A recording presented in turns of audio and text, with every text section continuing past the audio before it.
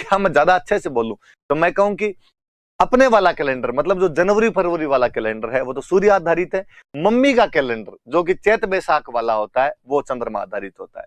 और मैं और कहूं कि अपने वाला कैलेंडर मतलब जनवरी फरवरी वाला कैलेंडर, मम्मी वाला कैलेंडर जो कि चैत बैसाख वाला कैलेंडर होता है। तो सुनना थोड़ी बात, ये जो चंद्रमा आधारित कैलेंडर होता है इनके अंदर जो महीना होता है वो 29.5 दिन का होता है।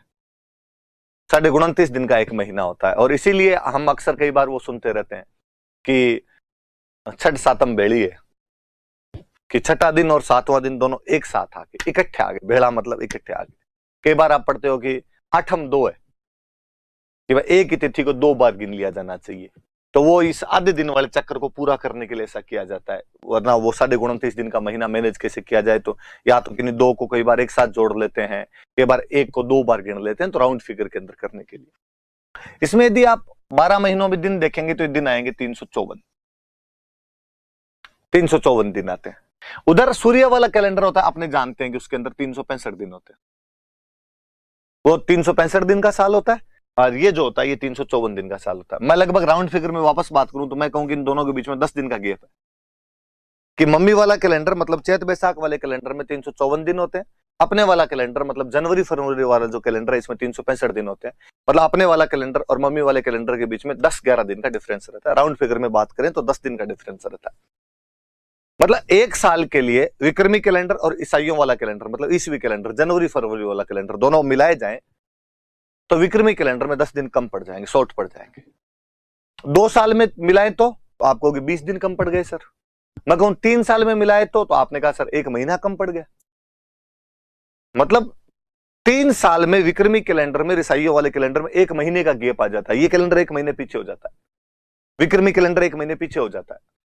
अपने डोकरे इस मामले में बड़े सियाने थे और उन्होंने कहा ना पीछे तो भाई साहब आज होने दिन कल होने दे। हम हर तीसरे साल, प्रत्येक तीसरे वर्ष, एवरी 3rd ईयर, प्रत्येक तीसरे वर्ष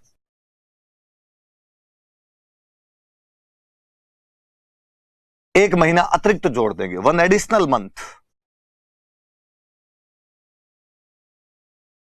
और ये जो अतिरिक्त महीना जोड़ा जाता है इसको अपने बोलते हैं अधिक मास।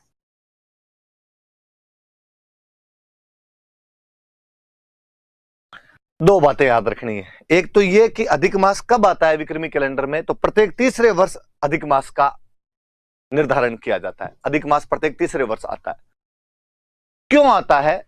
ताकि चंद्रमा वाले कैलेंडर को सूर्य वाले कैलेंडर से बराबर किया जा सके। क्योंकि जो ईसाइयों वाला कैलेंडर है, जो ईसवी कैलेंडर है, जो जनवरी फरवरी वाला कैलेंडर है वो सूर्य आधारित कैलेंडर होता है। चैत बैसाख वाला जो कैलेंडर होता है वो चंद्रमा आधारित होता है।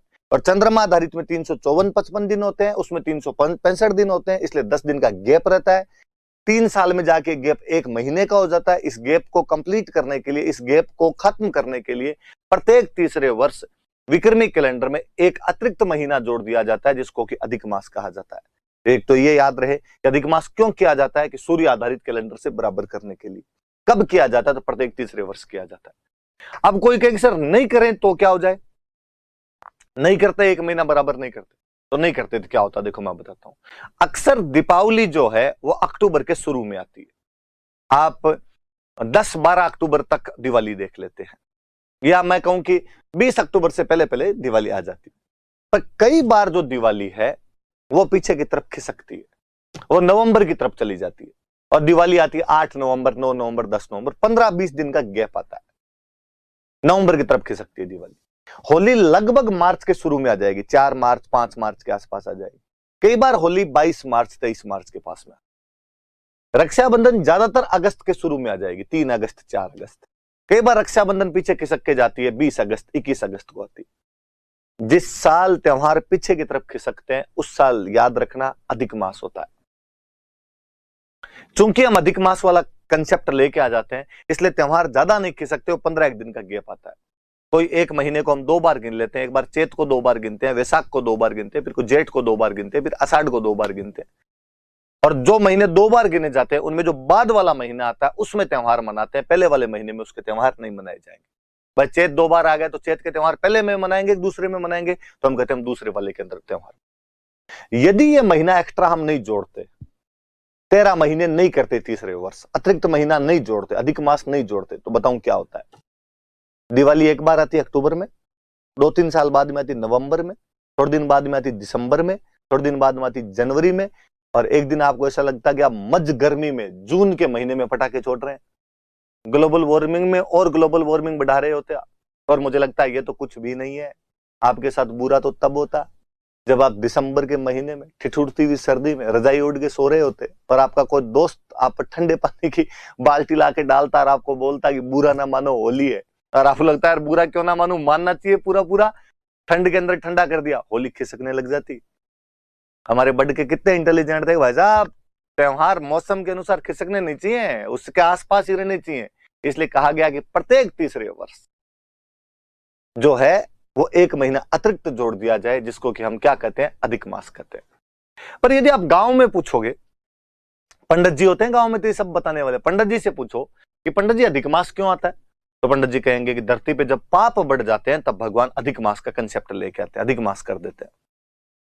तो पंडित जी ने पाप को दूर करने के लिए क्या करें, तो पंडित जी ने कहा पाप दूर करने के लिए भगवान ने कहा कि दान पुण्य करने चाहिए।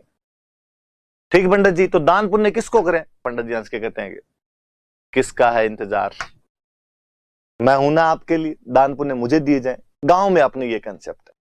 हो सकता है अपने में से कुछ लोग कह देंगे ब्राह्मणों ने साहब अपना धंधा बना रखा है और पाप वाप वाली ये सब चीजें बना दी, इन्होंने अपनी तरफ से जोड़ दी, कोई पाप वाप नहीं होते और दान पुण्य इनको लेने होते। पर मैं कहूंगा कि नहीं, ये कंसेप्ट आया तो ऐसे ही था, बाद में इसका रूप कैसे ही हम ले गए हों। हुआ ये था कि हिरण्यकश्यप नाम करके एक राक्षस हुआ करता था, आपने ज्यादातर ने नाम सुना होगा। हिरण्यकश्यप ने भगवान ब्रह्मा की बहुत भयंकर घनघोर तपस्या की। भगवान ब्रह्मा राजी, इस सृष्टि के सृजनकर्ता, इस सृष्टि को बनाने वाले, और भगवान ब्रह्मा ने कहा कि मांग हिरण्यकश्यप मांग, जो मांगेगा वो मिलेगा। और हिरण्यकश्यप ने कहा कि ब्रह्मा जी ऐसा वरदान दो कि जो 12 महीने होते हैं इनमें से मैं किसी भी महीने में ना मरूं, ना दिन में मरूं ना रात में मरूं, ना अंदर मरूं ना बाहर मरूं, ना पशु से मरूं ना मनुष्य से मरूं, ना अस्त्र से मरूं ना शस्त्र से मरूं। ब्रह्मा जी भगवान जाने उस दिन सुबह सुबह क्या सेट हो गया है थे। और ब्रह्मा जी ने कहा तथास्तु।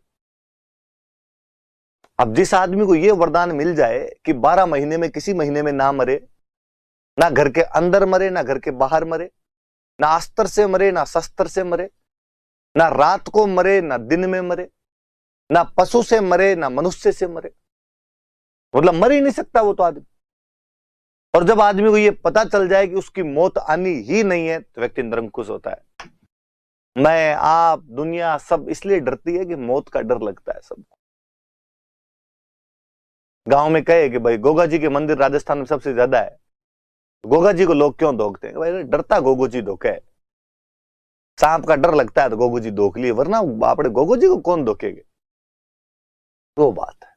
मौत का डर लगता है इसलिए सब पाप पुण्य की अवधारणाएं सब पर लागू होती है। अपने को भी पता चल जाए कि अपना मौत कुछ भी नहीं बिगाड़ सकती। मैं कहूं नंगा नाच करें अपने, नंगा समझे नहीं किसी को कुछ भी।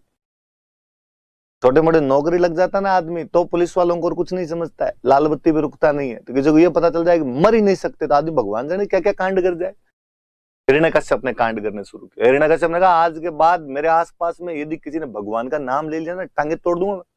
किस बात का भगवान? क्या कर लेगा तुम्हारा भगवान? होनी को कौन रोक सकता है, होनी को कौन टाल सकता है? उस हिरण्यकश्यप के घर में जो हिरण्यकश्यप कहा करता था कि भगवान का नाम नहीं लिया जाएगा, हराम है भगवान का नाम लेना, मैं किसी को लेने नहीं दूंगा, उसके घर में बच्चा जन्मा प्रहलाद, भगवान विष्णु का सबसे बड़ा भक्त प्रहलाद। सुबह शाम केवल भगवान विष्णु की रट लगा, इसके अलावा कुछ नहीं। हिरण्यकश्यप को लगा यार मेरे ही घर में आना था क्या तू? क्या 4 दिन विष्णु विष्णु करता रहता है, क्या कर लेगा तुम्हारा विष्णु? और प्रहलाद मुस्कुरा के था डैडी ऐसे मत करो प्लीज, गलत कर रहे हो जो भी कर रहे हो।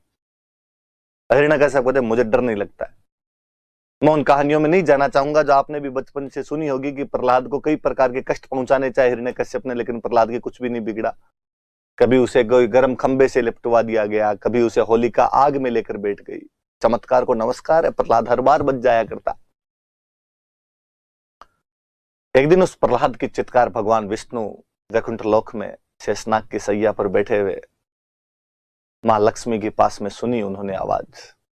उन्होंने कहा, अरे भक्त कौन चिल्ला रहा है, कौन तंग कर रहा है इसको? तब प्रहलाद है, हिरण्यकश्यप तंग करता है इसका पिता। क्यों तंग करता है? उसे मेरा डर नहीं लगता जो मेरे भक्तों को तंग करता है? साहब दिक्कत तो यही है, उसे आपका तो मरे ही डर नहीं लगे, कुछ भी डर नहीं लगता।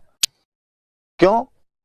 तो उसे ब्रह्मा जी ने आशीर्वाद दिया है कि 12 महीने में किसी महीने में नहीं मरेगा, ना रात में मरेगा, ना दिन में मरेगा, ना घर के बाहर मरेगा, ना अंदर मरेगा, ना अस्त्र से मरेगा, ना शस्त्र से मरेगा, ना मनुष्य से मरेगा, ना नर से मरेगा। भगवान विष्णु मुस्कुराए और भगवान विष्णु ने कहा कि इस संसार में जो कुछ है वो मैं हूं, मेरे से बाहर कुछ भी नहीं है। इस बार महीने 13 होंगे, अधिक मास किया जाएगा, और कहते हैं कि हिरण्यकश्यप को मारने के लिए भगवान विष्णु ने ये 13 महीनों का जंजाल रचा। 1 महीना अतिरिक्त बढ़ाया गया। भगवान विष्णु ने अपना नरसिंह अवतार धारण किया। वो आधे नर और आधे सिंह थे।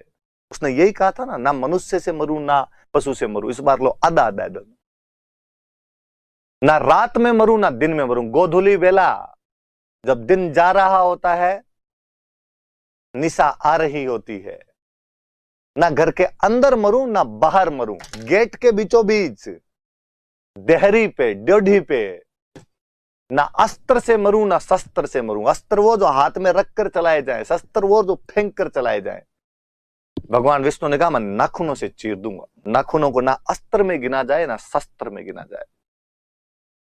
उस बैकुंठ के उस नाथ ने हिरण्यकश्यप नामक उस राक्षस को अधिक मास का कंसेप्ट रचते हुए नरसिंह अवतार धारण करके घर की देहरी के बीचों बीच गोधूली बेला के समय अपने नाखूनों से चीर कर रख दिया था और भक्त प्रहलाद को उसके अत्याचारों से मुक्ति दिलाई। तो वाकई उस साल पाप बढ़ गए थे, इसलिए भगवान विष्णु को अधिक मास का कंसेप्ट रचना पड़ा। तो हिरण्यकश्यप की वजह से पाप बढ़ गए थे, इसलिए अधिक मास लेके आए थे। तो लाए तो अधिक मास उसी वजह से थे। फिर धीरे धीरे परंपराएं बन जाती। और हम कहते हैं कि नहीं साहब, इस महीने में पाप बढ़ जाते हैं, इसलिए हमें दान पुण्य करना चाहिए। अक्सर अपनी मम्मियां इन महीनों के अंदर कुछ ना कुछ दान पुण्य करती हुई मिल जाएगी। जिसकी जैसी श्रद्धा उस हिसाब से दान पुण्य किए जाए। तो याद रहे अपने भी कि विक्रमी कैलेंडर को ईस्वी कैलेंडर के बराबर करने के लिए, वास्तव में तो ईस्वी नहीं, मैं यूं कहूं चंद्रमा वाले कैलेंडर को सूर्य वाले कैलेंडर से बराबर करने के लिए प्रत्येक तीसरे वर्ष एक अतिरिक्त महीना जोड़ दिया जाता है, जिसको कि अधिक मास कहते हैं।